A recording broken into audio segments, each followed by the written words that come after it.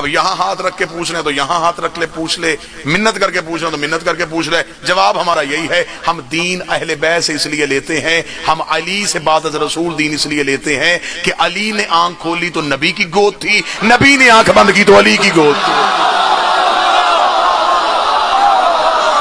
یہ ہر لمحہ نبی کے ساتھ رہے۔ مولا صاحب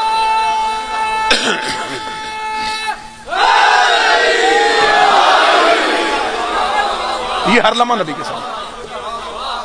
بلکہ امیر المومنین کا نہج البلاغہ میں جو خطبہ ہے وہ خطبہ سونے کی قلم سے لکھنے والا ہے۔ مولا فرماتے ہیں کہ میں بچپن میں نبی کے پیچھے ایسے چلتا تھا، ہائے ہائے، جیسے اونٹنی کا بچہ اپنی ماں کے پیچھے چلتا ہے، ہائے ہائے ہائے ہائے۔ میں نے اتنا نبی کے میں ساتھ رہا ہوں، اتنا نبی کے ساتھ رہا ہوں کہ آپ کیوں مولا امیر المومنین نے اونٹنی کی مثال دی؟ یہ نہیں کہ عرب میں یہ جانور تھا تو اس لیے اونٹنی کی مثال دی، نہیں،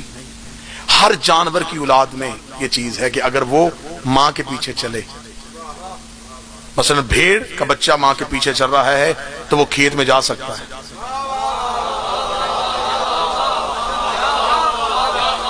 گھوڑے کا بچہ ماں کے پیچھے چل رہا ہے